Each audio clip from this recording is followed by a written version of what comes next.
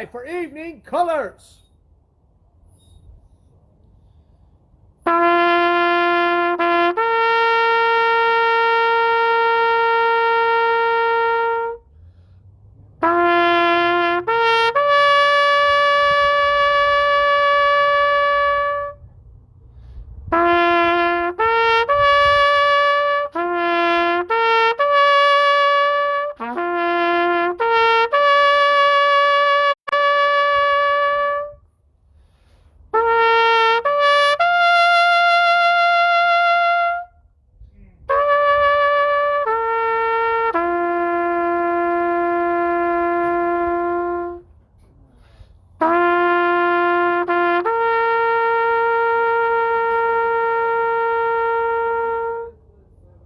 Hello, I'm Chris Smith, Chief of Staff for the Cherry Creek School District, and I'd like to welcome you tonight to our 7th Annual Veterans Appreciation Game. Even in these unprecedented times, we want to take a moment to thank our active servicemen and women and all of our veterans who actually allow us to go to school. If it wasn't for you, we wouldn't be here any year. So I want to say thank you. I want to say thank you for the freedoms you fight for. Thank you for the freedoms that some of your friends died for, and we appreciate you. We hope you have a great night. We hope you enjoy all the festivities. Go Smoky, go Overland. My name is Michelle Mallon. I'm the Executive Director and co-founder of the Honor Bell Foundation. We were founded in June of 2014 with a mission to create a community of veterans to foster military appreciation and ensure that all those who have served our nation are laid to rest with a proper, dignified, and solemn tribute.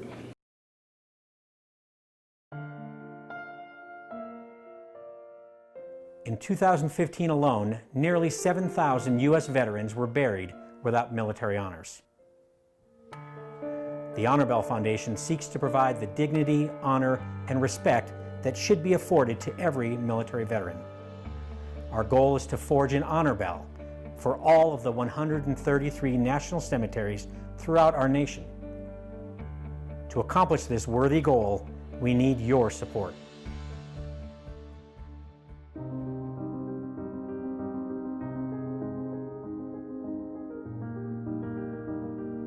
In just a few minutes, we will begin adding these artifacts to the molten bronze as we cast an historic bell, the Honor Bell. The inspiration for the Honor Bell was about 3 years ago. I attended a funeral for a World War II veteran, and at the conclusion of the ceremony, there were no military honors given. And so I thought, there's got to be a better way to honor our service members, and certainly our veterans from the greatest generation. We had the concept of putting artifacts from military veterans in the actual bell. We invited the Honor Bell Foundation from Denver, Colorado to come and watch us cast the first Honor Bell.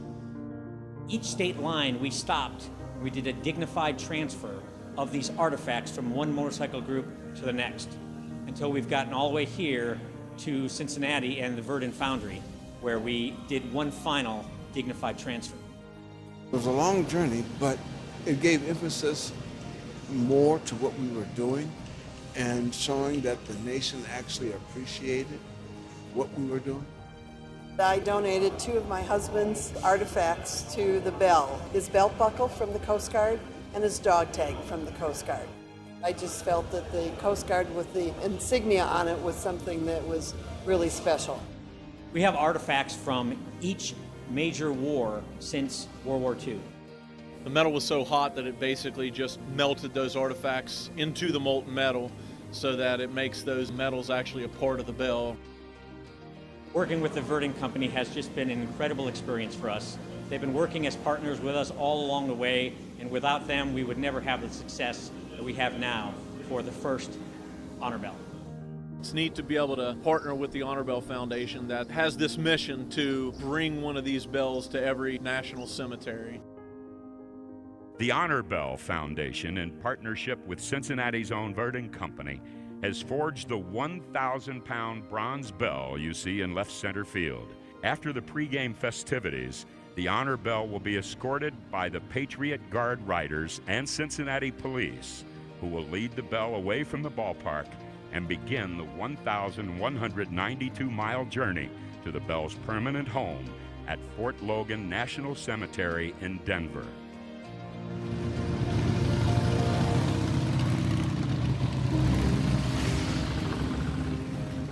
tolling of the bell really signifies a solemn moment. And each time it tolls, in our case 7 times, each one of those tolls represents something special and something that was lost to our country, and in this case, a veteran.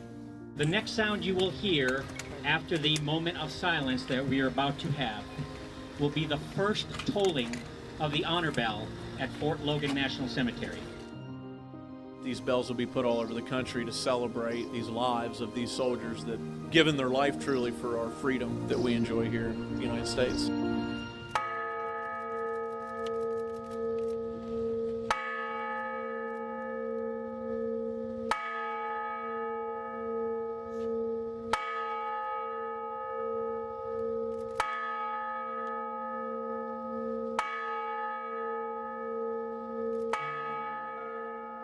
We have more veterans passing today than any other time in our nation's history.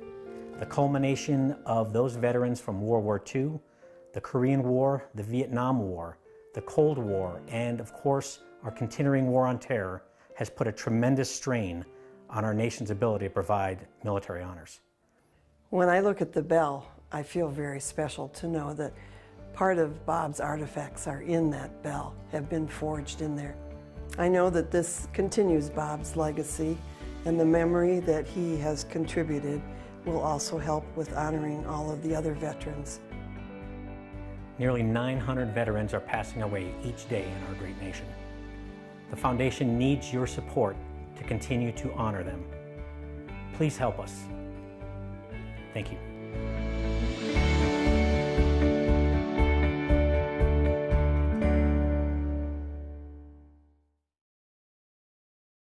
Good afternoon. My name is John Durant. I'm the commander of the Military of the Purple Heart, Chapter 1041 in Arvada. We are here with 2 of our members, our Junior Vice Commander, John Vargas, and our Sergeant at Arms, Charles Hoy. We are here to do the Missing Man Table presentation, and I will turn it over to John at this point to describe the portions of what we do with the Missing Man Table and what they all stand for. So at this point, John, go ahead. Good afternoon.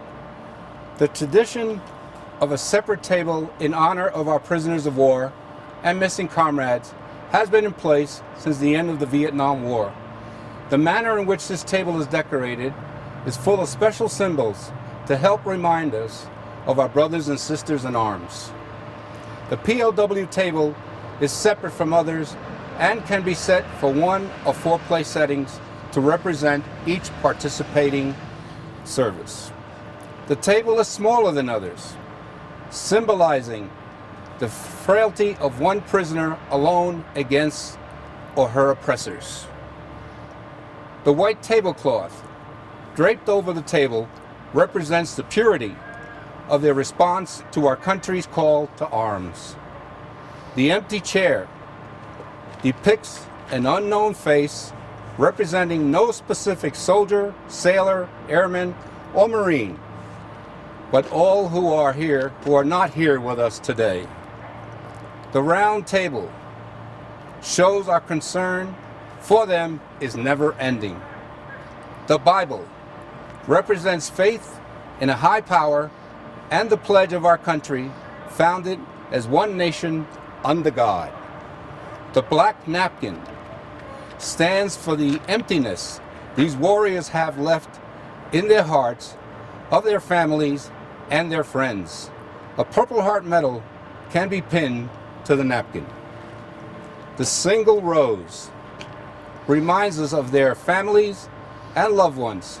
The red ribbon represents the love of our country, which inspired them to answer the nation's call.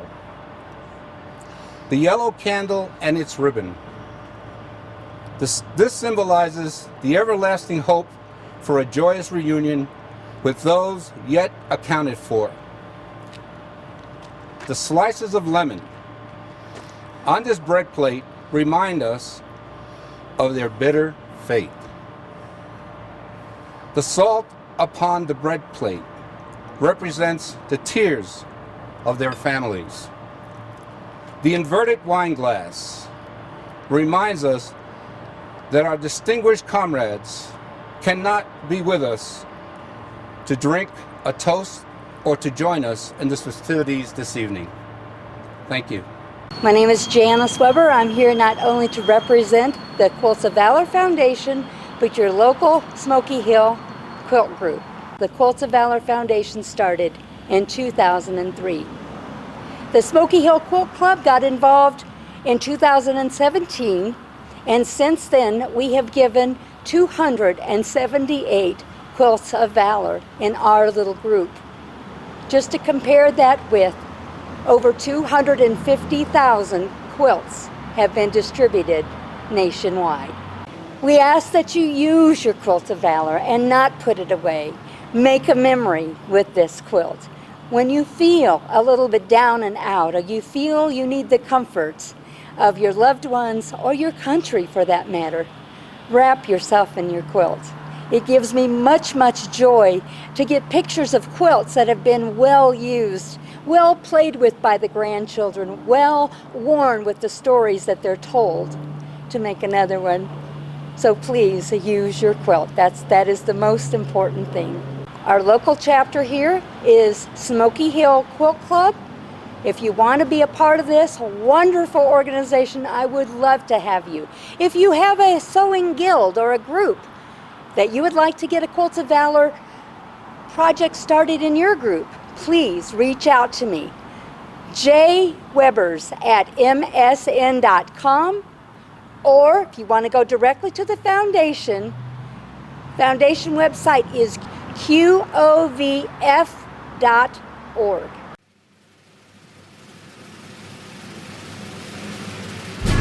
Coming back from Vietnam, I was alone. Our experiences is what we can share with one another to help one another. I'm just amazed when I meet other people who are here and hear their stories. It's just phenomenal. Quite often we think that, oh, my experience doesn't make any difference, but it does. We can all help one another, support one another in many different ways. I feel so comfortable being here amongst them.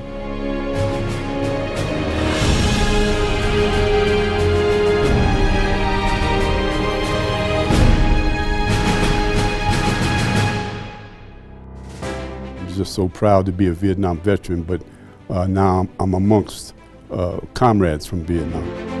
Vietnam Veterans of America actually started in 1978. Nationally, now that they have 650 chapters after 41 years with 85,000 members. Chapter 1106, we're up to over 175 members. I attribute that to our membership who come forward and are very active in a number of committees and reaching out, doing outreach programs, and to draw more veterans in so that we can support them in their needs. If you were in the military and you served between 1961 to 1975, didn't matter if you were in country or not. We really appreciate our associate members, and that is anybody can join as an associate member. You don't even have to be a veteran, or you don't have to be involved in other veterans organizations. There are women veterans as members in our organization, as well as women associate members. What impresses me with the Vietnam Veterans of America, and especially our Chapter 1106, is we have the latitude to do basically anything we want to support veterans in our community. I get great satisfaction in knowing that I'm helping, in a small way, other veterans and this organization to basically help educate them on benefits available to them. You come to a meeting, they're talking about the things that we're doing in the community to help other veterans. Well, we have several programs. One of them that I'm personally contact with is the Veterans Assistance Program. They have primarily, the Agent Orange was the big thing that they've done. They've done with Camp Lejeune and the other two places that are badly polluted because of the Agent Orange. We have collected medical equipment, including power wheelchairs, regular wheelchairs, lifts for hauling this kind of equipment. I do have PTSD, and we talk about it here. We try to take the stigma away from the people, and don't be ashamed of it. We have people that have been in combat and those that were not directly in combat. So everyone can feel involved, and everyone can find somebody to talk to. It's important for anyone who served during that time to have a place where they can come and share their experiences, because whether you were in combat or not, it's an opportunity to recognize that there are so many people out there that feel the way you feel. It's the shared experience that everybody has, and there's no other way to get it unless you've been in Vietnam or around the country. We are working very closely with the Cherry Creek school system. I have been in a number of their classrooms, been into a number of classrooms with the Aurora schools. You arrange a scholarship for four to six scholarships a year, about $2,000 each, for children of veterans. We also have an active color guard, which is called on a number of times during the year. That just feels so good to be able to carry our flags and march and be part of this group. I've enjoyed so much meeting veterans and hearing their stories and helping them in any way I can. I feel like it's an extended family. Come enjoy Chapter 1106.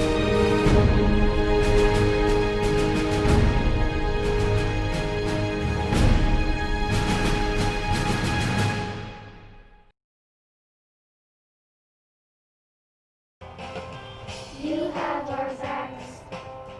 You always do. You know that we rely on you. You have our hearts. We honor you. The heroes of red, white, and blue. Red, white, and blue. We are a grateful nation for all you do, for all you've done.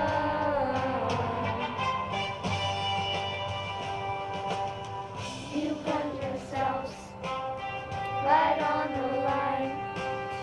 Because of you, we're doing fine. Your families has given to, and they deserve our gratitude. Our gratitude.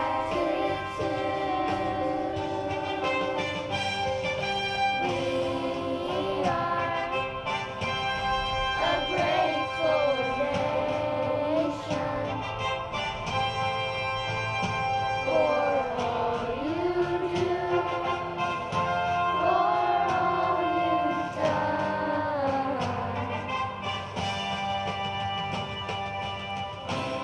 We are a grateful nation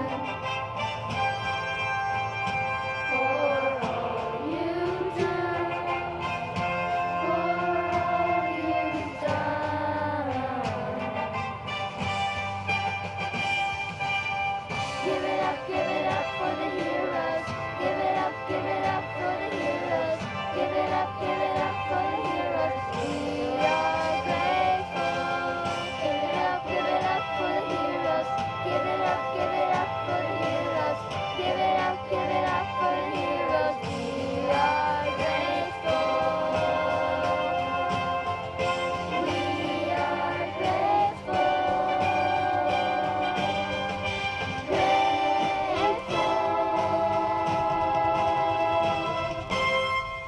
The United States Army is the oldest service branch of the military. It was formed in 1775 by the Second Continental Congress with the task of protecting freedom of the 13 colonies. Up until 1947, the Army remained under the control of the War Department, after which it came under control of the Department of Defense. Starting out small, it has evolved into one of the world's most powerful entities. The Army is the largest of the service branches and charged with the awesome task of protecting America's freedom both at home and abroad, ensuring the safety of our homeland and defending democracy all over the world.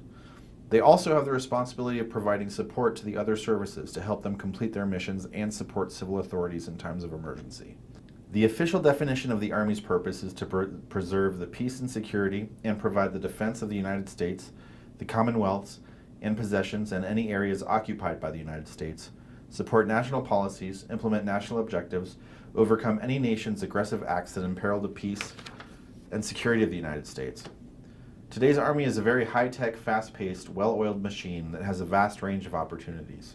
The United States Marine Corps was established on November 10, 1775, with the founding of the Continental Marines to engage in ship-to-ship battle, provide security on the country's naval fleets, and assist with landing forces.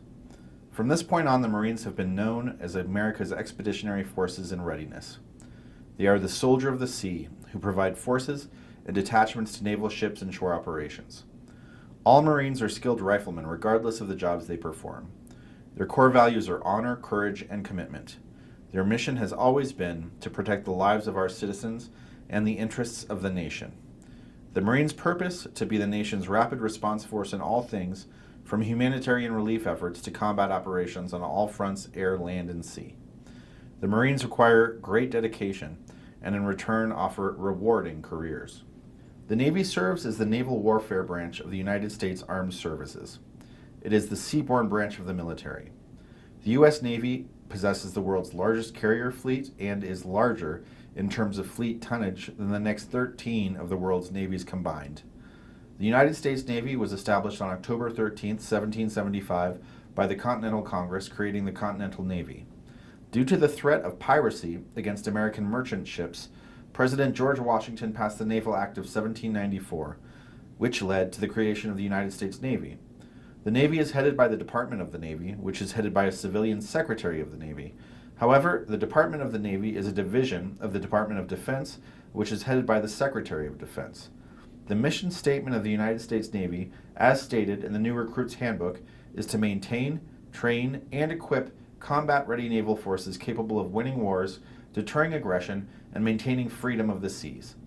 The Navy consists of three principal components: the executive offices, the operation forces, which include the Marine Corps reservists and in times of war, the U.S. Coast Guard, and the shore establishment. Today's Navy possesses a wide variety of ships, aircraft, and equipment. It offers an assortment of high-tech jobs, as well as many others. The United States Air Force, which was originally part of the United States Army, became a separate branch of the military on September 18, 1947, because of the National Security Act of 1947. The Air Force is the aerial warfare service branch of the United States Armed Forces. It is the world's largest air force, as well as one of the most technologically advanced. The purpose of the Air Force is to be organized, trained, and equipped, primarily for prompt and sustained offensive and defensive air operations. The mission of the Air Force is to fly, fight, and win in air, space, and cyberspace. It has 6 distinctive capabilities: air and space superiority, global attack, rapid global mobility, precision engagement, information superiority, and agile combat support. The core values of the Air Force are integrity first, service before self, and excellence in all that we do. The Air Force does not only consist of in-flight jobs. There are a large number of land-based careers to pursue as well. The United States Coast Guard was formed because of a merger of the Revenue Cutter Service and the United States Life-Saving Service on January 28, 1915. The U.S. Coast Guard has participated in every war from 1790 to the current operation in Iraq and Afghanistan. The Coast Guard has the unique status of being a multi-mission service. It is responsible for 2 primary missions. The first, maritime law enforcement, in which it has jurisdiction both domestically and internationally. The second is a federal regulatory agency. Previously, under the control of the Department of Transportation, the Coast Guard now falls under the control of the Department of Homeland Security, but at any time can be transferred by the President to the Department of the Navy or by Congress in times of war. The mission of the Coast Guard is to perform 3 primary roles. The roles include maritime safety, maritime security, and maritime stewardship. These roles are broken down further into statutory missions, which include, but are not limited to, search and rescue, fisheries law enforcement, marine environmental protection, securing ports and waterways, drug interdiction, and defense readiness. Welcome, honorary captains. This year we have 5 honorary captains, a district honorary captain and 2 honorary captains from Overland and Smoky Hill High Schools. The Cherry Creek School District welcomes Honorary Captain Specialist Kevin Childs, who is flipping the coin for today's match. Overland Honorary Captains. Honorary Captain Ian Humphrey, United States Navy. Ian Humphrey joined the United States Navy out of high school and served on board the amphibious assault ship USS Durham, where he was awarded the Kuwait Liberation Medal during the Persian Gulf War. During his time in the military, Ian was able to visit 5 of 7 continents, and he credits the military for much of his success that he has achieved today. Honorary Captain Samantha Segrist, U.S. Air Force, 2 years served. Samantha served 2 years in the Air Force as an administrative assistant. She was stationed at Lackland Air Force Base, San Antonio, Texas, for basic training, Keesler Air Force Base in Biloxi, Mississippi for tech school. Her first duty station was Sembach Air Force Base in Sembach, Germany. She met her husband, who is also an Air Force veteran, at Sembach Air Base. Smoky Hill Honorary Captains. Honorary Captain Dan Marquez, U.S. Army. Dan Marquez served in the active Colorado National Guard and Reserves for over 40 years in mostly special operations units. Training included infantry, airborne, Pathfinder Ranger, Special Forces Green Beret, military high-altitude freefall jump master, and many others. Marquez completed all of the non-commissioned officer training courses, including the Command Sergeant's Major Academy. Assignments included Colorado 75th Rangers, 519th Special Forces, various echelons of the Colorado Army, National Guard, Special Forces Airborne Training, committees, State of Colorado Terrorist Preparedness Task Force, Non-Commissioned Officers Training Course Commandant, Ground-Based Missile Defense Senior NCO, and others. His most favorable memories include the camaraderie of the SFA teams, the challenging and exciting training, the occasional stressful and dangerous duties and missions, and the pride in serving in the Army of the United States of America. Honorary Captain Sean L. Bryant, Master Sergeant, U.S. Air Force, retired. Master Sergeant Sean L. Bryant joined the U.S. Air Force in 1989 from Bolivia, North Carolina, and had 8 different assignments. He began in Texas, where he joined the Drum and Bugle Corps during training and retired after serving over 20 years out of Buckley Air Force Base, Colorado, with the 566th Intelligence Squadron. Prior to retiring, Master Sergeant Bryant oversaw multi-billion-dollar equipment and 120 multi-service military and civilian personnel that successfully executed signals analysis, mission development, and reported high-priority defense-related events. His expertise and tireless efforts provided national policymakers and combatant commanders with the most up-to-date and accurate intelligence required for offensive operations supporting Operations Iraqi and Enduring Freedom and the global war on terrorism. District Honorary Captain, Specialist Kevin Childs. Kevin Childs is a specialist in the Colorado Army National Guard 147th. Specialist Childs joined the Guard 5 years ago, wanting to be part of an organization that would help his community and country, especially in times of need. As a soldier, he has been a member of the Colorado CBRNE Enhanced Force Package, a special team created to aid in the event of chemical, biological, radiological, nuclear, or explosive disasters. This past summer, he was activated on active duty orders, facilitating a specialized COVID-19 support as a member of Task Force Test Support. He served as team leader and was responsible for the organization and mobilization of a team of Army soldiers, airmen, and civilians under the Colorado Department of Public Health and Environment. From March through August, Specialist Childs led his task force team to testing sites across Colorado, performing over 20,300 tests in 28 counties and 34 cities throughout the state. Thank you all for your service. It is such an honor to have you as special guests at our annual Veterans Appreciation Football Game today. This special event took the support of many individuals and organizations. We would like to thank the U.S. Army, Colorado Army National Guard, Buckley Air Force Base, Hearts Apart, Military Order of the Purple Heart, Chapter 1041, Vietnam Veterans of America, Chapter 1106, Honor Bell Foundation, Patriot Guard Writers, Quilts of Valor, athletic directors from Smoky Hill and Overland High Schools, Greenwood Village Police Department, and Blake Olson. Stay tuned for tonight's annual Veteran and Military Appreciation Football Game. Best of luck to Overland and Smoky Hill today. Have a great game. This is Heads. This is Tails.